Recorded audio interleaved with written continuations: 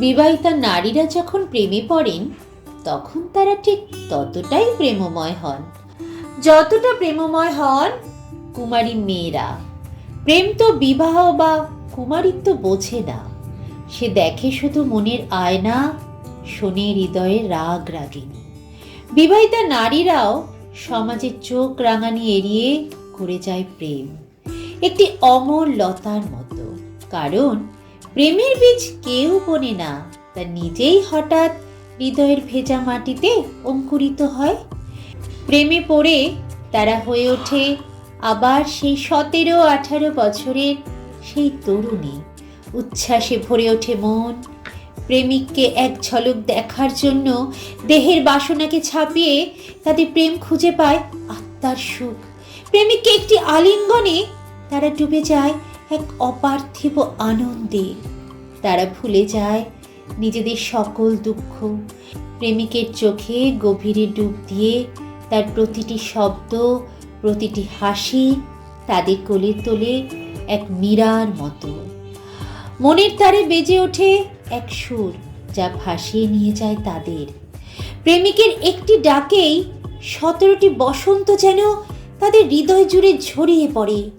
তারা ফুটে ওঠে পলাশ ফুলের মতো, আবিরের লাল রঙের মতো। তাদের আনন্দে খেলা করে বসন্তের হলুদ সর্ষে ফুলের মতো।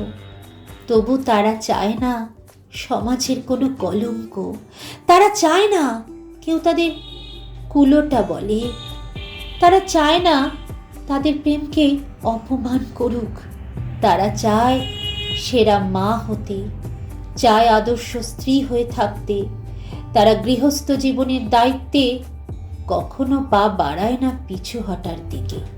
তবু মনে মনে তারা রয়ে যায় সেই নারীতেই যে ভালোবাসা দিতে জানে, সেই কুমারী মেয়েটির মতোই যে তারা বাবার মেয়ে, ভাইয়ের আদরের বোন।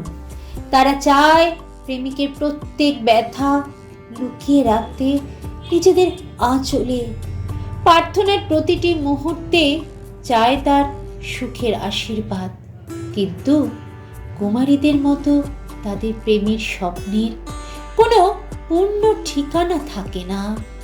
তারা জীবন চালায় এক অদ্ভুত ভারসাম্যে, এক চাকার গৃহস্থ জীবন, এক চাকার প্রেম। নীরব রাতে নিঃসঙ্গতার ছায়ায় তারা স্বামীর পিঠে দেখে প্রেমিকের মুখ। তারা চায় প্রেমিকের সান্নিধ্যে জীবনের প্রতিটি কঠিন দায় খুঁজে পেতে শান্তির এক টুকরো ছায়া। কুমারী মেয়েরা প্রেমিকের সঙ্গে বেঁধে নিতে চায় সংসার, আর বিবাহিতা নারীরা প্রেমিককে হারাতে চায় না। তারা বাধা পড়তে চায় বিশ্বাসের ডোরে।